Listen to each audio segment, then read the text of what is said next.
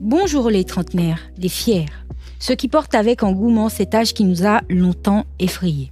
Bienvenue chez les fiers trentenaires, votre tout nouveau podcast où l'on parle de la vie, des défis et des moments qui façonnent une trentaine optimiste, épanouie et forte. Je suis Darlène, une trentenaire qui a longtemps attendu de vivre enfin cette tranche d'âge et qui se dit fière d'y être enfin arrivée.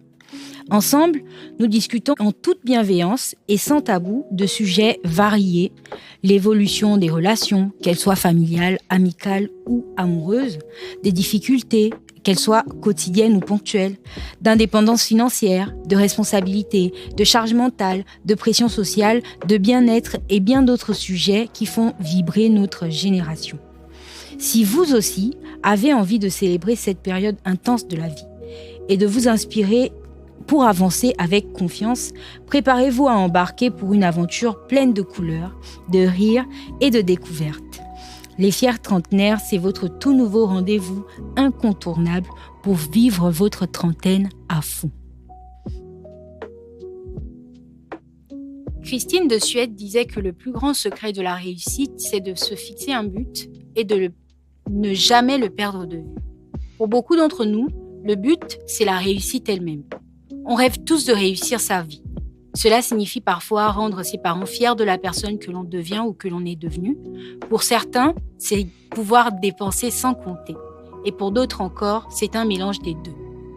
Les chemins vers la réussite sont aussi multiples qu'il y a d'individus sur Terre. Ils peuvent passer par un investissement judicieux, un emploi bien rémunéré ou encore le choix d'emprunter la voie de son cœur. J'appelle ça la passion. Nombreux sont ceux qui aspirent à vivre de leur passion. Pourtant, entre le rêve et la réalité, il y a souvent encore un long chemin parsemé de doutes, de déceptions exprimées par les proches et de décisions courageuses ou de moments de vérité. Conscient que vivre de sa passion est un défi majeur de notre génération, surtout en Afrique, il me tenait à cœur d'aborder avec vous le thème « Trentenaire, je vis de ma passion ». Pour en discuter, nous recevons un talentueux trentenaire rencontré il y a quelques semaines dans le cadre d'une masterclass ciblant les amateurs des métiers du son. Il ne s'agit pas encore d'un autre compositeur de musique ou producteur, mais d'un vidéaste talentueux, diplômé en art et spectacle, option cinéma de l'université Solsi Metz. Il est récemment rentré de France pour mettre son art au service de son pays. Ce jeune Gabonais est le co-directeur d'une structure spécialisée dans la photo et la vidéo nommée Alpap Film. Que vous soyez gabonais ou français, si vous êtes amoureux de la culture urbaine, vous avez forcément déjà vu son travail. Entre campagnes publicitaires et clips vidéo, ce couteau suisse a collaboré avec des artistes tels que Elvin Sena, Aguier, pardonne-moi si j'écorche les noms de tes artistes, hein. Tu vas me reprendre. Elvin Sena, Aguier, Emmanuel Andor, Maverick City Music, Marc Aurel et Lewa, dont il a d'ailleurs réalisé le clip de Lay Down. Vous l'avez sans doute vu aux côtés d'une figure emblématique du domaine pour la couverture photo et vidéo d'un mariage gabonais qui a eu lieu en France sur le thème The Incredible Bridgerton Wedding. Le plus fou, 100% de ses clients, c'est-à-dire toutes les personnes avec lesquelles il a travaillé, a créé et dirigé les vidéos et photos, le recommandent. Il s'agit de Jens Boutamba. Ses réalisations sont notées 5 étoiles sur la majorité des plateformes où il est possible de les noter. En janvier dernier, Jens exposait pour la première fois une de ses photos dans une galerie d'art à Paris, avant de remporter quelques semaines plus tard le Sony World Photography Award 2025. Bref, ce fier trentenaire n'est clairement pas votre ami quand il s'agit de travailler. Malgré son impressionnant parcours et son professionnalisme, il est si discret qu'il a été difficile pour moi de collecter des informations sur lui via ses réseaux sociaux. Pourtant, au vu de tout ce qu'il a accompli, il peut clairement être fier de dire qu'il est passionné par son art et qu'il en vit. Mais qu'est-ce que cela signifie vraiment, vivre de sa passion ? Quels sont les défis, les joies, les sacrifices par lesquels les gens comme Jens passent ? Nous en parlons dès maintenant avec Monsieur Boutamba. Bienvenue Jens. Merci beaucoup pour l'invitation. Comment tu vas? Ça va et toi? Ça va, merci. Alors, je ne sais pas si tu as écouté les épisodes précédents. Quelques-uns. Voilà, mais avec Marcel, on disait la dernière fois qu'on essaie d'instaurer un rituel qui a pour objectif d'affranchir les invités de la honte que ça représente parfois de porter un certain nombre d'années. Okay. Et pour ça, on demande à l'invité son âge. Donc, Jens, tu as quel âge? Alors, moi, j'ai 29 ans. Comment tu le vis? Oh, plutôt bien, hein. Franchement, plutôt bien. Je suis bien dans ma peau. Je dirais 29 ans qui fait 25. Un peu comme notre premier invité, alors. Vous ne faites pas votre âge. Et donc, tu n'as pas encore 30 ans, mais tu y es presque. Qu'est-ce que ça te fait de penser que tu vas bientôt plonger dans les 30 glorieuses? Alors, pour les 30 ans, franchement, c'est comme je disais, c'est pas un sujet qui m'attriste. J'en vois beaucoup de personnes qui sont dans le stress. Bientôt 30 ans, j'ai pas encore fait X, j'ai pas encore fait ça, j'ai pas encore fait X. Mais moi, je le prends plutôt bien. Plutôt bien, et pour moi, je mets beaucoup Dieu devant. Ok. Que c'est le temps de Dieu. Tout ce qui m'arrive est en fonction de Dieu. Ouais, si déjà avant 30 ans, je devais être marié, c'est Dieu. Si je devais avoir 1000 enfants, c'est Dieu. Je vais être milliardaire, c'est Dieu. Si c'est à 30 ans, 35 ans, ce sera toujours lui, et je le prends magnifiquement bien, l'arrivée de ses 30 ans. Je ne sais pas si je fêterai. Je ne suis pas trop un fêtard, mais... On espère que tu fêteras. On espère bien, mais là, ce sera le Jens 3.0. Il faut quand même fêter, c'est important. Une grosse mise à jour, là. Ouais. Donc, alors, parle-nous un peu de toi. Déjà, d'où vient ce Jens? C'est un prénom ou un surnom? C'est un prénom. C'est un prénom Pounou, qui signifie amitié. Un métier? Ouais, en Pounou. Lequel? C'est un métier. Non, amitié. Amitié. Ah, d'accord. Amitié. Okay. Moi, je sais pas pourquoi ça m'a fait penser à enseigne ou apprend. Parce que je pense qu'en guissière, c'est ça. Jens apprend ou montre quelque chose à quelqu'un. Mais c'est amitié. Bon, il y a la traduction que ma mère m'a donnée. Elle m'a dit ça signifie l'amitié en Pounou.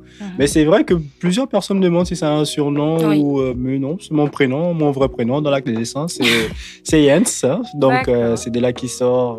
Ma maman a donné la plupart de mes frères des prénoms Pounou. Donc, il y a Ito, il y a Kini et il y a moi, Jens. Voilà. Franchement, c'est une très bonne idée. C'est un projet que moi-même j'ai. Mon fils, d'ailleurs, s'appelle Dimani, l'équivalent de la pierre ou du caillou en guissière. Et franchement, pour les autres enfants, les enfants à venir, ce sera pareil. J'espère qu'il n'est pas rigide. Oui, non, c'est un costaud. C'est un costaud, un gars bien solide en tout cas. Donc, super. Dis-nous-en un peu plus sur toi. Comment est-ce que tu es tombé dans la vidéo et la photo? Comment est-ce que tu as acquis tes compétences? Est-ce que c'était autodidacte ou bien... Bon, déjà, on sait que tu es passé à l'école, dans une université. Mais c'est quoi qui t'a inspiré à faire ce cursus? Alors, c'est vraiment de très, très, très, très jeune.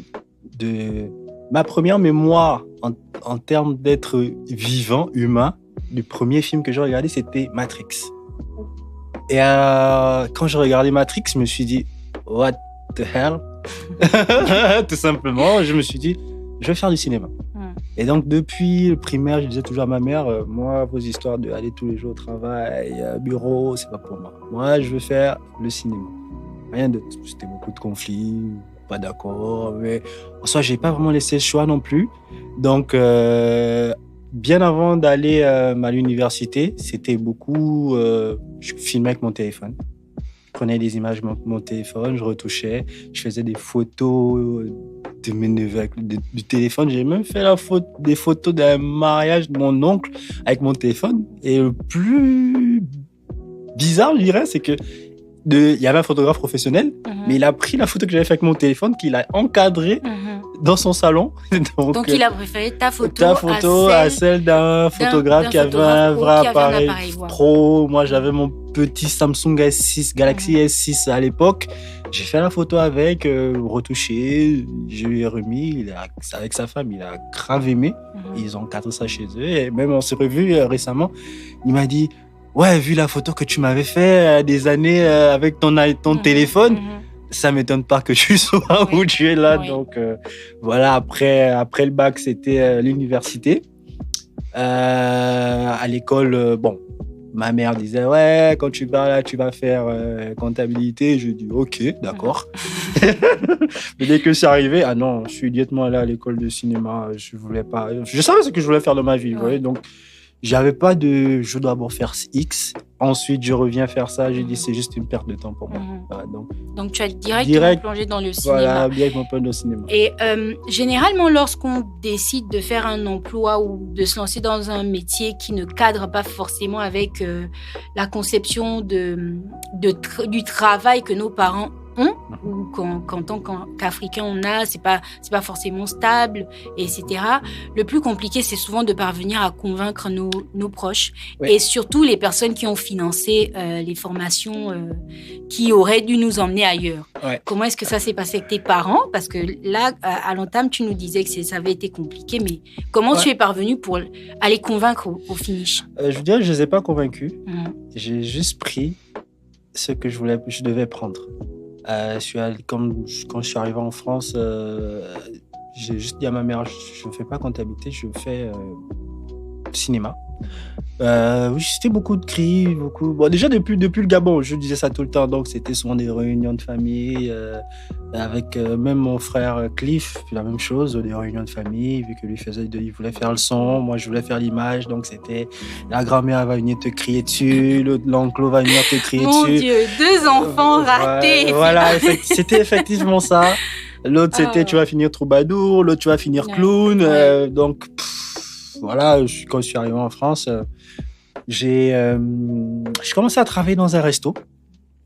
Dès que je suis arrivé, dès que j'ai eu une petite de séjour étudiant, je commençais à travailler dans un resto. Du resto, j'ai acheté mon ordi avec l'aide de ma maman. Ensuite, j'ai acheté ma caméra. En tout cas, j'ai acheté tout ce qui me permettrait de commencer à faire des prestations. Et dès que j'avais tout mon matériel, alors, je me rappelle une nuit, je me suis juste levé parce que j'en avais marre. Je ne suis vraiment pas quelqu'un qui aime... Je ne suis pas un travailleur de tout le temps. Tous les jours, je dois faire la même chose. Tous les jours, je dois être au même endroit si je n'ai pas envie. Donc, je me suis juste levé dans une nuit. J'ai prié. J'ai dit au Seigneur que je vais arrêter ce travail. Je ne sais pas comment je vais faire pour manger. Ma maman n'avait pas assez d'argent pour pouvoir subvenir convenablement à tous mes besoins. Donc, il fallait que je travaille. Et donc, j'ai prié. Je me suis dit, Seigneur, bon, moi, tu ne m'as pas envoyé en France pour faire... tu ne m'as pas envoyé même sur terre pour travailler dans les restaurants ou que ce soit comptable ou autre. Moi, c'est le cinéma. C'est de l'art, tout simplement. Moi, je dois travailler dans l'art. Et j'ai même répliqué que si il s'avère que je faiblisse et que je revois même un dossier, je ne sais pas, dans une société pour trouver du travail, si c'est trop difficile dans les mois, qu'on ne me prenne pas. Et bizarrement, moi, j'avais un prix. Pourtant, j'ai faibli. Je peux l'avouer. J'ai faibli, mais on ne m'a pas pris. Et ensuite, les contrats sont venus au fur et à mesure. Et de là, même pendant les études, je faisais des prestations dans d'autres villes de France, dans d'autres pays, au Congo, en Allemagne. Ça a vraiment pris au fur et à mesure. Et c'est de là que les parents, ils ont aussi compris, je dirais. Ils ont compris que tu étais engagé, que tu voulais vraiment faire ça, en fait. Notamment aussi un enfant plutôt sérieux. Je n'embête pas, je ne demande pas d'argent, je n'appelle pas au secours. Donc, je me débrouillais à subvenir à mes besoins, à subvenir à ma vie tout simplement. Et ils voyaient ce que je faisais de loin. C'est vrai que l'encouragement, c'est pas trop le fort. De nos parents africains. De nos parents africains, mais ils voyaient que il est où? Il est au Congo. Pour faire quoi? C'est son travail qui l'a amené là-bas. Ah, il est dans un autre pays. C'est encore son travail qui l'a amené là-bas. Et de ça en ça, ça fait en sorte qu'ils se sont dit le petit s'en sort dans son truc en finish. Et en soi, c'est ça. Donc, je ne vais pas dire que je les ai convaincus. C'est mon travail, mes accomplissements qui ont fait en sorte qu'ils se rendent compte que, OK, le gars, en fait, il est sérieux. Il est sérieux dans son truc, il est heureux dedans et bon, voilà, il réussit dedans. Donc, laissons-le faire ce qu'il aime. Et vu qu'on parle du fait que nos parents sont parfois assez avares sur tout ce qui est compliments et encouragement, quelle a été la plus belle chose qu'un de tes parents t'ait dit après avoir constaté ou après être tombé sur une de tes œuvres? Bon, ce sera forcément ma maman. C'est nous qui gagnons. Ce sera forcément ma maman qui, je me rappelle, elle m'avait fait un message, une nuit, une longue prière, de félicitations. Je sais plus c'était quel projet que j'avais fait, qu'elle avait beaucoup aimé. Elle m'avait fait un message de c'est magnifique ce que tu fais, que le Seigneur t'accompagne, reste toujours avec toi. Vraiment, c'était beaucoup d'encouragement. Et ça m'a fait chaud au cœur. Bon, déjà, ma mamie, était comme ma maman. Il y aurait elle, toujours de l'encouragement. Même si tu tombes, c'est pas grave. Debout, tu continues. Et elle, c'était vraiment un pilier dans ma vie en soi. Vraiment un pilier. Donc, tu en parles au passé, elle est décédée. Ouais, elle est décédée, ça me fait un peu de l'alarme à l'œil. Paix à son âme. On t'aime, mamie. Merci pour ce que tu as fait pour Jens. Non, je dis souvent, c'est dommage qu'elle soit partie trop tôt, elle n'a pas eu le temps de manger mon argent. Ouais. Mais bon, voilà, j'essaye d'en donner le plus possible à sa fille, mais c'était un pilier, comme je disais. Et donc, de là, puis aussi mon papa, du dernier prisonnier que j'ai eu, m'a envoyé félicitations, qu'il est fier de moi, que c'est magnifique ce que je fais. Donc, c'était cool en soi que, en fait, tes parents puissent te soutenir au finish, même si ça a été beaucoup d'années de travail. Mais bon, après, ils ont été satisfaits et voilà, quoi. Et c'est pour ça qu'à l'entame de notre épisode, je disais que la réussite, le chemin de la réussite est souvent parsemé de déceptions des gens qu'on aime, en fait, de beaucoup de « mais tu fais ça pourquoi ? Ça va t'emmener où ?» etc. Mais au final, il n'y a rien de plus beau que le fait que les accomplissements finissent par les rassurer, en fait. Ouais. Et une fois que c'est fait, généralement, ce qu'ils font, c'est qu'ils nous accompagnent, qu'ils nous encouragent. Ils veulent parler de toi à chaque fois, en fait, à tout le monde. Les amis proches, effectivement. Je me souviens lorsque j'ai annoncé à mon père que j'allais poursuivre mon master parce que je venais d'avoir ma licence. Je lui ai dit que j'allais continuer, que je voulais faire un master pour finir ingénieur, pour pas m'arrêter en tant que technicien et tout. Il m'a dit mais tu es une femme, tu vas faire quoi avec tous ces diplômes et tout ? Il faut te marier. Pour lui, en fait, j'étais diplômée, c'était bien, mais parce que j'avais pas, je ne parvenais pas à entretenir ma relation amoureuse. Il y avait quelque chose qui manquait, en fait. Oui, et aujourd'hui, il est le premier à parler de moi, que ma fille est ingénieure QHSE, elle travaille à tel endroit, elle travaille dans le monde du pétrole. Je fais rien de très particulier, mais c'est vraiment quelqu'un qui n'a pas hésité à montrer sa déception quand je lui ai dit que moi, je préférais faire les études plutôt que de me marier ou suivre ce chemin-là. Mais aujourd'hui, il est trop fier de moi, quoi. Il est vraiment très fier. En même temps, je dirais que c'est de leur génération. Oui. Ça vient de ceux que eux-mêmes, leurs parents, l'atmosphère, l'univers dans lequel ils ont vécu, qui ont fait en sorte que leur idéal de vie, je vais dire ça comme ça, c'était bureau, femme, enfant. Et pour eux, ils voient que ça, en fait. Je pense qu'ils n'avaient pas vraiment la perception que on puisse faire autre chose, ouais, tu vois. Donc, je crois que, en fait, en soi, pourquoi j'en veux pas réellement, oui. pas du tout. Après, tu sais, c'est plus la peur. Oui, c'est ça, c'est de la peur, justement, mais si mon enfant fait ça, est-ce qu'il va s'en sortir ? Est-ce que, tu vois, donc...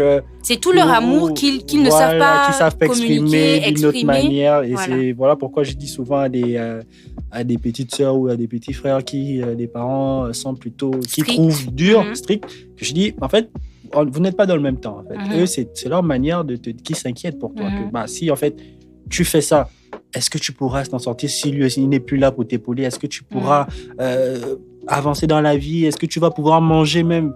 Donc, c'est pas tant mal, c'est juste que, comme je dis, c'est d'un autre temps. Et voilà, nous, le temps avance. Nous, on va essayer d'avancer aussi avec le temps pour ne pas être dépassé. Voilà, c'est ça, en fait. En tout cas, merci, franchement. Merci beaucoup, Jens, de t'être ouvert comme ça au sujet de ta mamie. Et dans quelques mois, tu achèves ta vingtaine, pardon. Quel a été ton plus bel accomplissement à ton niveau, à ton avis ? Un accomplissement celui qui aurait, par exemple, marqué le tournant de ta carrière, celui qui t'aurait fait te dire que, bon, là, oui, En fait, même quand tu nous as dit que il t'est arrivé de flancher, que tu t'es dit en réalisant quelque chose, un projet, en travaillant sur un projet, que oui, ça, en fait, c'est ça que je veux faire, en fait. Je dirais que, en fait, ça, je dirais que ça m'arrive. Ça m'est arrivé très tôt. C'est comme je disais que depuis longtemps, j'ai toujours su ce que je voulais faire. C'est vrai que c'était très compliqué, notamment avec des pallier l'école. Faut trouver de l'argent. Il faut subvenir souvent à l'aide de la famille. Quand quelqu'un est malade, on va te dire oui, il y a pas de solution. Est-ce que toi tu peux? Voilà, tu vois, c'est souvent compliqué, mais mentalement, je savais toujours que je vais arriver où je dois arriver, tu vois.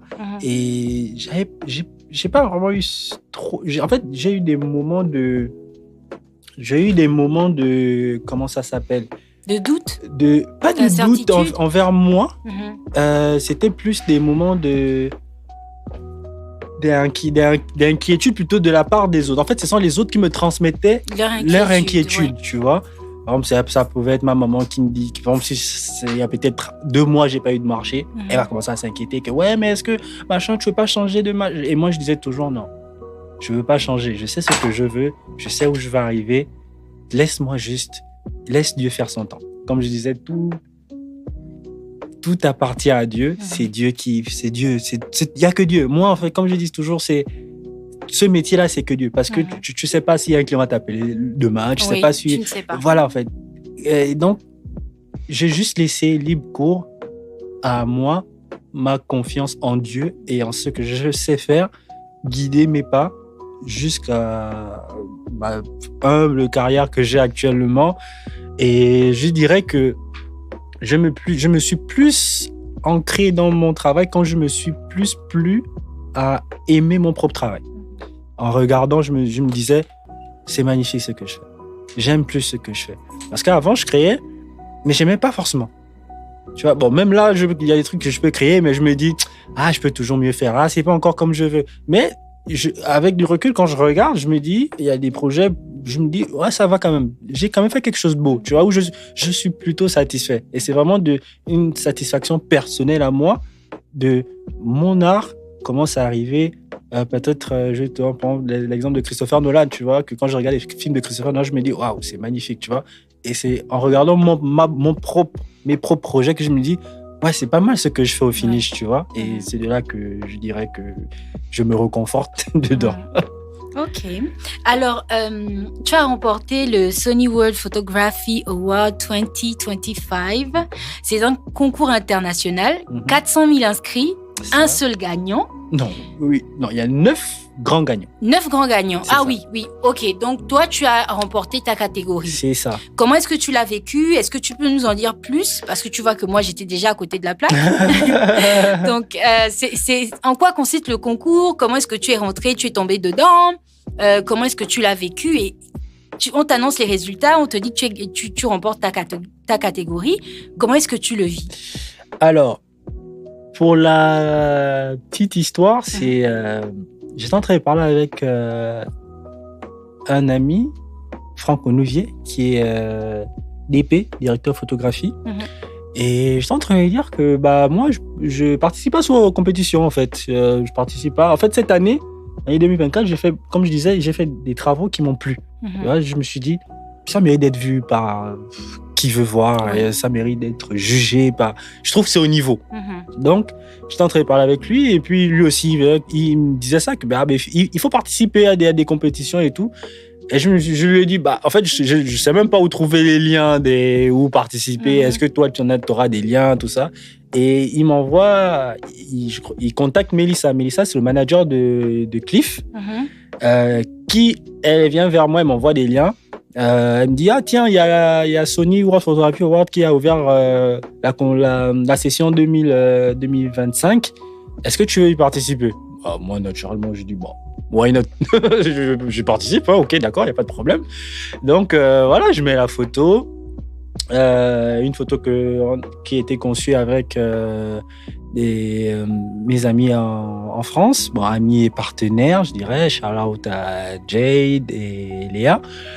Donc, cette année, comme je disais, on a créé vraiment des contenus qui nous plaisaient à nous. C'était pas des projets clients, c'était pas où on était imposé avec direct. C'était juste, comme je dis souvent, juste pour le faire, nous, la matérialisation de notre âme. Parce que moi, je définis l'art comme étant notre âme, la manifestation de notre âme. C'est ton âme que tu manifestes à travers des œuvres.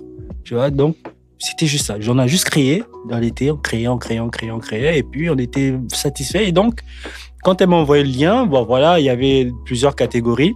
Moi, j'ai mis catégorie portrait, parce que j'aimais beaucoup le portrait qu'on avait fait, donc j'ai postulé là-bas.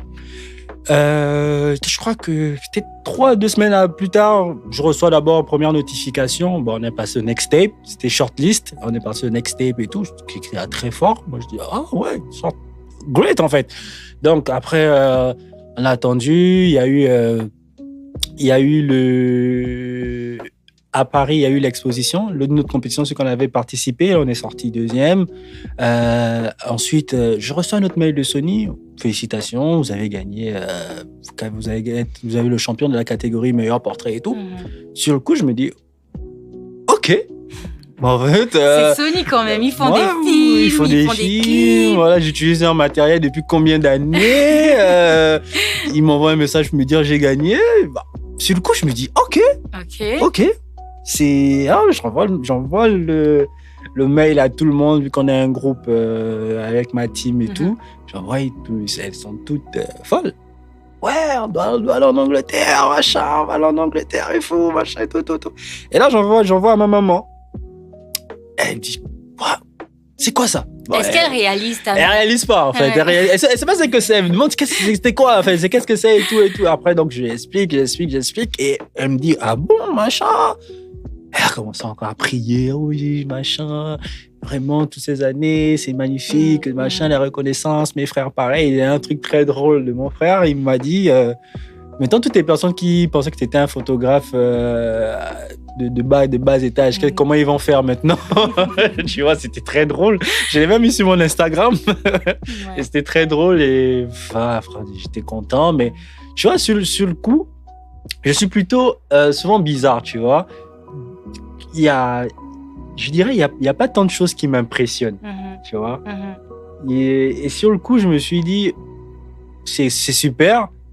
Mais j'étais pas trop emballé, tu vois, parce que de base, je suis toujours un peu trop terre à terre. Mais c'est quand, tu vois, on te dit, il y avait 400 000 participants. 400 000 participants, en fait. 400 000 participants, 200 pays différents, des gens qui ont mis leurs photos, plein d'autres artistes. Des gens qui font ça depuis, peut-être aussi. Il y avait des gens qui font ça depuis, justement. Il y avait des photographes qui sont dedans peut-être depuis 30 ans, 35 ans. Et j'ai vu celui qui a gagné la photo overall, genre des 9 gagnants, et on choisissait un des 9 qui est la photo la plus belle et tout, encore pour le grand gagnant. Et lui, c'est un gars, je vois, il fait la photo peut-être depuis 35 ans, et ses photos sont magnifiques, tu vois. Donc je me dis, en fait, mon travail, c'est en fait, je me dis, mentalement, c'est moi qui me réduis souvent, en fait. De se dire que, en fait, non, je suis gabonais, ça c'est pour les autres, peut-être, c'est pas pour nous, ça c'est toujours les blancs qui gagnent ça. En fait, c'est souvent des petits trucs qu'on se met bêtement, pour se dire que notre travail n'est pas au niveau. Bon, en tant qu'artiste, comme je dis souvent, on a toujours ce truc que on n'est pas satisfait, tu vois. Donc, quand tu n'es pas satisfait, tu vas te dire, c'est pas au niveau. Mais en fait, je me suis rendu compte que c'est pas forcément nous, de notre perception à nous, tu vois, c'est d'où je disais de laisser les autres juger, et c'est ce que j'ai fait, et j'ai juste laissé les autres juger, ils ont vu, ils ont été séduits par la photo, et ça a donné ce que ça a donné. Et il faut dire que la photo est très belle. Si vous n'avez jamais vu la photo, je vous invite à vous rendre sur les réseaux sociaux de Jens et de chercher son travail. Franchement, tout ce qu'il fait, je ne sais pas, je ne suis pas spécialiste de la photo ou de la vidéo, mais tu joues avec les lumières. C'est très, je ne sais pas comment dire, terracotta, c'est très orange, c'est très On va dire marron. des couleurs chaudes. Voilà, j'aime vraiment beaucoup. Et la photo en elle-même, elle est vraiment très belle. On a l'impression que c'est juste deux personnes chill. Et pendant que je préparais notre échange, je me suis dit, cette photo a gagné le Sony, quoi. Cette photo a gagné le Sony. Et pourtant, c'est vraiment, comme tu dis, tu es avec des amis, quoi. C'est pas des modèles, voilà. C'est vraiment une photo très chill, mais qui cadrait certainement avec ceux qui étaient demandés, etc.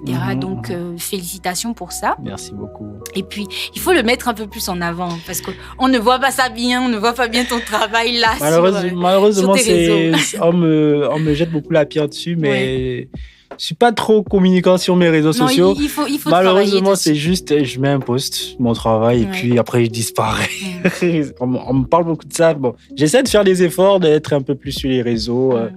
Mais ça viendra avec le temps, j'espère. Ouais, en tout cas, nous, on t'attend. On attend de te voir un peu plus. Et alors, vu que le thème d'aujourd'hui, c'est vivre de sa passion, comment ton quotidien est, en fait? À quel moment tu as réalisé que tu pouvais te faire de l'argent? Parce que tu as réalisé assez vite, tu dis que tu voulais, assez jeune, faire le cinéma. Mais à quel moment tu t'es dit, ah ouais, je peux vraiment gagner de l'argent avec ça? C'était quoi ton premier plus gros cachet? Dis-nous, parle-nous d'argent. Mon premier plus gros cachet, je crois que c'était un clip. C'était pas moi tout seul, mais c'était un budget à 15 000 euros. Ok. 15 000 euros, c'est peut-être 7 ou 8 millions? Ouais, 8 millions de francs, 8 ou 9 millions de francs par là. C'était le plus gros cachet que j'ai eu. Mais en soi, je dirais que l'argent, ça ne m'a jamais vraiment drivé pour le faire, ce métier.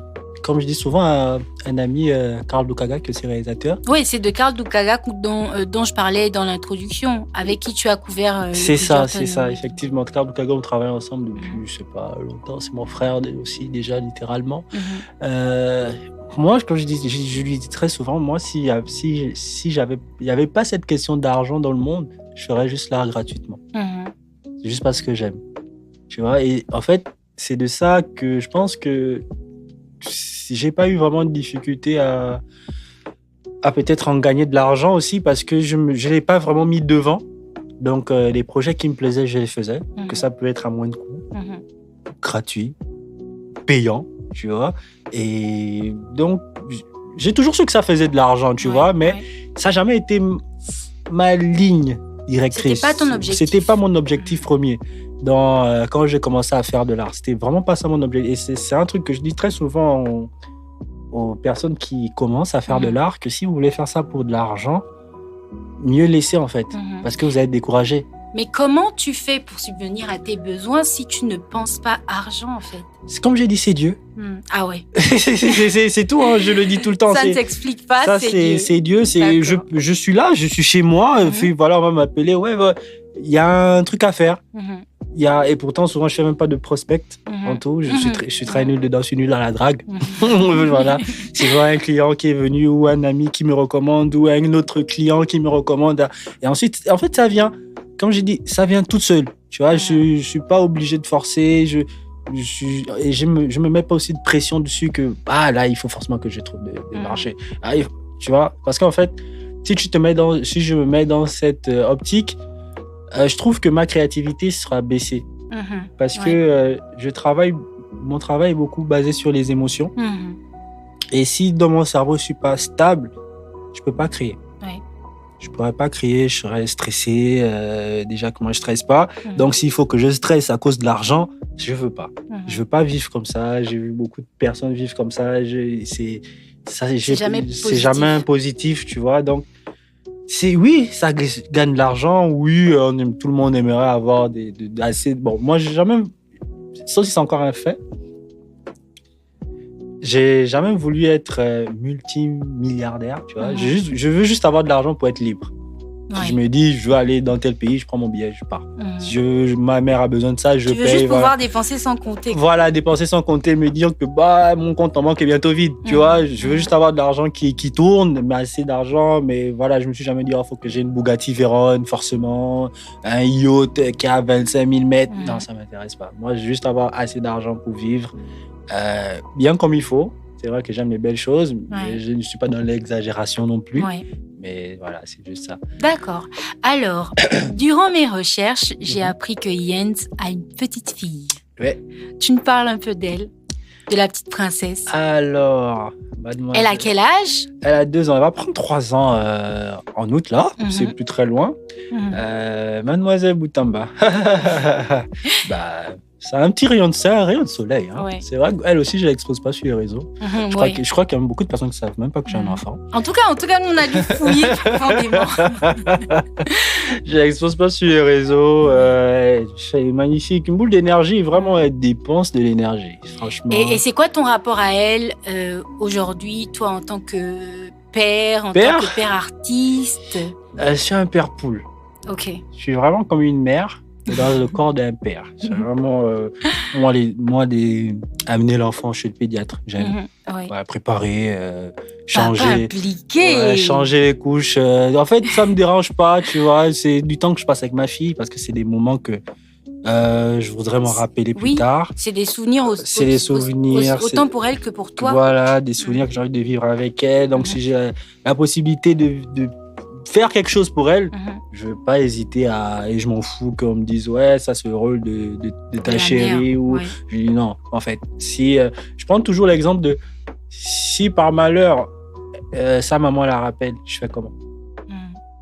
Je serai obligé d'assumer ce rôle. Donc je vois pas où c'est la corvée, je sais pas de dire que ça c'est forcément pour elle qui doit gérer ça. Non, si elle vous êtes parents tous les deux, vous partagez les travaux. C'est ça, on partage les travaux, on partage les peines, on partage les nuits blanches. Voilà, s'il fallait passer une nuit blanche, on passe des nuits blanches. Si elle est malade, voilà, s'il faut dormir à l'hôpital, moi j'ai pas de problème de dormir à l'hôpital. Je dormirai à l'hôpital, je resterai avec elle. S'il faut veiller, je mettrai de la serviette je ferai tout ce qu'il faut pour qu'elle soit dans les meilleures conditions, pour qu'elle soit bien, tout simplement. Ouais, en tout cas, on est bien content d'entendre ça venant d'un papa qui trouve tout à fait normal de s'occuper de son enfant comme le ferait sa maman. Félicitations. Et donc, on va essayer d'aborder un peu ton retour au Gabon. Et puis, il y a la question de l'abonné qui traite de ton retour au Gabon également. Depuis que tu es rentré quand exactement? Je crois que je suis rentré en fin février. Fin février. C'est vraiment très récent. Fin février ou début mars, je ne sais plus trop. Entre fin février et début mars. Et tu es rentré pourquoi? Est-ce que c'était pour des raisons professionnelles ou bien juste le retour? Non, retour chez moi. Ça fait déjà un petit temps que je n'avais pas vu mon petit bébé. Je n'avais pas vu la famille. En même temps, si la France me fatiguait, j'étais un peu fatigué un peu de l'Occident aussi. Je voulais un peu rentrer chez moi aussi en même temps. Alors voilà, je suis rentré. Non, comme on me dit souvent, est-ce que tu es rentré définitivement? J'ai dit définitivement, qu'est-ce que ça veut dire? Si j'ai un contrat qui me dit, je prends mon avion, je retourne. Mais je reviendrai au Gabon. C'est qui est sûr, c'est parce que j'aime mon pays et puis voilà. Ok. Et donc, je place la question de l'abonné rapidement. C'est une question de Ted Taylor 06 qui demande si le retour au Gabon, selon toi, rime toujours avec perte de certains privilèges. Perte de certains privilèges. Donc, en gros, est-ce que depuis que tu es rentré, tu as perdu des avantages et des facilités à travailler avec des structures et artistes internationaux en particulier, par exemple? Pour le moment, non, je le vis pas comme ça, parce que même en étant ici, j'organise toujours des shootings en France, vu que j'ai une équipe. Donc, je fais toujours la conceptualisation des projets, j'écris des scénarios, je fais les moodboards, j'envoie à l'équipe qui doit faire le tournage en France. Je les indique comment ils doivent faire, qu'est-ce qu'ils doivent prendre pour que moi, je fasse le montage. Donc, c'est comme ça que je procède. Donc, eux, ils travaillent. Bon, ils font les prises de vue. Il m'envoie les fichiers, moi au Gabon, je les télécharge, ensuite je fais le montage et après je renvoie au client, que ce soit même des shoots photos et un client peut me contacter, oui j'ai besoin d'un shoot photo. En fait en soi ils sont même pas obligés de savoir que je suis au Gabon tout simplement. Je leur dis oui qu'est-ce que vous voulez, ils m'expliquent leurs besoins, ok il n'y a pas de problème, je vous envoie une équipe, j'envoie quelqu'un, ils font les photos pour eux. Si c'est moi qui dois retoucher, je les retouche, j'envoie au client. Si c'est un autre photographe qui doit retoucher, que j'ai confiance en sa qualité, et la personne retouche, et voilà, je travaille comme ça. En tout cas, pour le moment, maintenant, je dirais oui et non. Je dirais oui sur peut-être des achats de matériel. Oui. Voilà, sur ce genre de points, oui, J'allais te voilà. poser la question, par exemple, les infrastructures, l'acquisition du matériel. Oui, c'est ça, etc. voilà, si c'est sur ce genre d'aspect, oui, voilà, c'est compliqué à avoir du matériel ici. Déjà, au niveau de la douane, ça augmente les prix si tu achètes ça ici. Par exemple, en France, tu as une facilité de paiement en plusieurs fois. Tu peux étaler sur des mois, par exemple, un produit d'1 million. Tu peux payer 250 000, 250 000, 250 000, 250 000, ce qui t'allège un peu si tu n'as pas directement 1 million en une fois. Sans ce genre de petits mécanismes que je dirais, voilà, mais sinon en soi, ça va. Pas trop de différence. Non. D'accord. Et comment est-ce que tu t'imagines dans 5 à 10 ans? Comment je m'imagine dans 5 à 10 ans? Qui sera Jens Boutamba, à ton avis, dans 5 ou 10 ans? Partons sur 10 ans. Sur 10 ans. Ah, si Dieu Donc là, tu auras 40 ans. Si Dieu me le permet, être plus posé, si je dirais ça comme ça, surtout financièrement, comme je disais, d'être libre financièrement, de faire des projets qui me plaisent uniquement, faire des projets qui me plaisent, que ce soit des amis, parce que malheureusement, souvent, on a aussi souvent cette contrainte d'accepter des projets à cause de payer les factures, justement. Ce sera faire des projets artistiquement beaux. Et comme j'ai dit, mon but ultime dans l'art, ce serait de créer quelque chose qui ne meurt pas. Oui. C'est pas un film, peut-être une photo, je sais. Franchement, je sais pas, mais créer quelque chose, même après 1000 ans, des personnes regarderont, se diraient waouh, c'est magnifique. Après, une chose sûre, c'est qu'avec ton prix Sony, tu as déjà mis le Gabon sur une carte. Tu as déjà mis le Gabon sur une carte. Ad vitam aeternam. Aussi longtemps qu'il y aura des récompenses Sony, on saura qu'il y a un Gabonais, un jeune Pounou, qui a gagné un prix à une période. Voilà. Et nous, en tout cas, c'est tout ce qu'on te souhaite. Ah, merci. Et on est presque arrivé à la fin de notre échange. Moi, j'aimerais savoir quelles sont les compétences ou les qualités que tu penses qu'on devrait absolument développer pour évoluer dans les métiers du créatif au Gabon? Premièrement, je dirais aimer.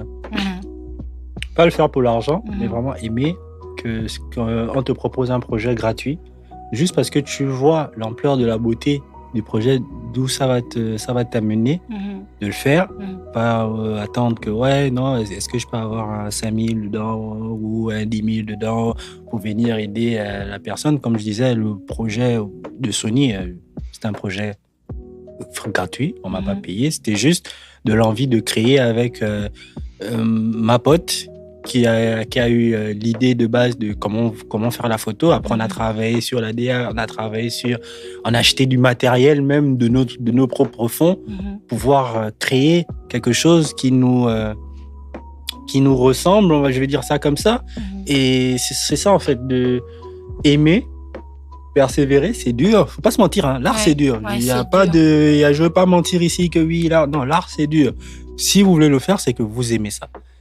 Si vous ne l'aimez pas assez, comme on dit en France, soit tu l'aimes, soit tu la quittes. Tu vois, donc mieux laisser, mais si vous voulez le faire, faites-le avec amour, faites-le avec passion et faites-le en enjoy, vous voyez. Parce que moi, je suis très content quand je suis au tournage.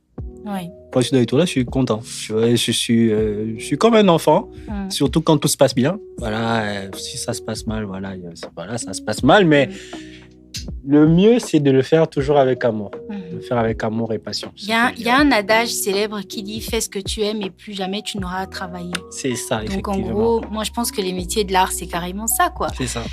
La majorité des artistes kiffent d'abord le fait de créer, leur travail. C'est ça. Et du coup, c'est un peu moins laborieux. Moins laborieux pour voilà. eux, en fait.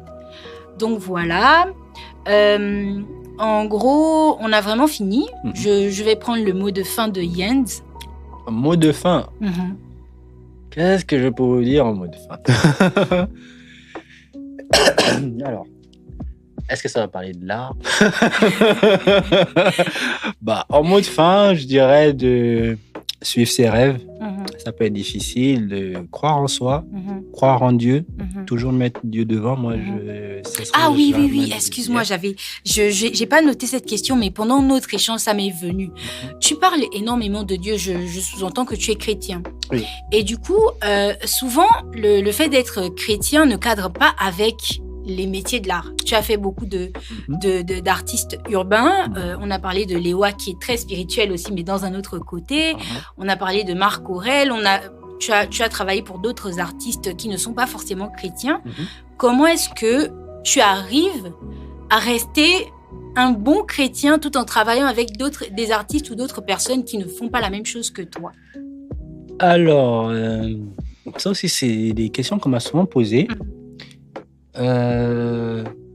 Textuellement, déjà, j'ai pas de problème avec ma relation avec Dieu. Et pour moi, c'est pas parce que une personne ne chante pas pour Dieu que ça veut dire forcément que ce qu'il fait est mauvais. Tu vois, j'ai pas ce sentiment que je fais quelque chose de mal. Et j'ai eu des discussions avec pas mal de personnes où je dis en fait, avec mon Dieu, je suis en paix. Ouais, j'ai pas, c'est souvent, tu vois, comme tu sais que tu as fait quelque chose de mal, tu as ce ressenti que non, là, je fais quelque chose de mal, il faut que j'arrête, tu vois, j'ai jamais eu. Et j'ai prié pour ça, justement. J'ai demandé à Dieu si c'est pas la voie que je dois aller travailler avec des artistes, enlève-moi de là. Mais je suis toujours en train de travailler dedans, tu vois, et j'ai pas de ressenti que je fais quelque chose de mal. Et encore que comme je dis, Marc Aurèle, il est chrétien. Il a été baptisé il n'y a pas longtemps, même, je crois que c'était en août ou en juin.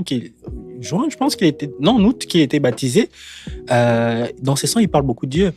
Je ne sais pas parce qu'il ne fait pas, comment ça s'appelle, du gospel, que ça veut dire que les gens ne prient pas, voilà, il est débauché, il ne prie pas. Non, je dirais même que beaucoup de personnes avec qui j'ai travaillé, ce sont des personnes qui sont chrétiennes, qui croient en Dieu, mais l'art, comme je disais, l'expression de leur âme ne s'exprime pas en gospel, en adoration, mais pourtant, si tu t'assois avec eux, vous parlez de Dieu, vous allez rester à des heures.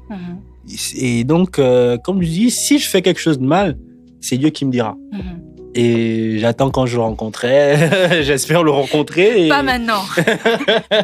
Et comme ça, moi, je saurais si c'était mal de travailler avec ce type de personne ou pas. Mais pour le moment, je suis en paix avec moi-même. Donc, j'ai pas de mal à ça. D'accord.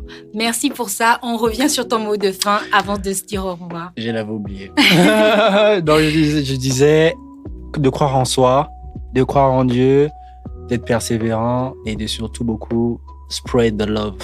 Parce que pour moi, l'amour, c'est le carburant qui fait avancer le monde. Si les gens partageaient plus d'amour, le monde irait mieux. Donc, voilà. Merci beaucoup, Jens. Et pour les guissirs comme moi, pour les gens qui ne sont pas forcément anglophones, Jens vient de dire de répandre l'amour. Voilà. Donc, merci beaucoup pour ce partage sincère et inspirant. Vivre de sa passion, ce n'est pas toujours confortable, ce n'est pas toujours facile, mais c'est quelque chose de tellement puissant. Ça m'a vraiment plu de discuter avec toi et d'enregistrer ton avis là-dessus. J'espère que les auditeurs vont partager mon point de vue. J'espère bien.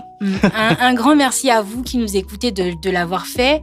Et n'oubliez pas, si vous avez des sujets ou des questions que vous souhaitez voir abordées dans les prochains épisodes, vous n'hésitez pas à nous les envoyer via Facebook ou WhatsApp. Facebook, Instagram ou encore Twitter. Nous sommes là pour vous. Dans le prochain épisode, nous aborderons soit le rapport au corps, soit le mariage. Je ne suis pas encore fixé sur les invités qui vont venir. Mais quoi qu'il en soit, si jamais vous voulez participer, n'hésitez pas. Et surtout, abonnez-vous à nos réseaux sociaux. Abonnez-vous à ceux de Jens qu'il vous donne maintenant.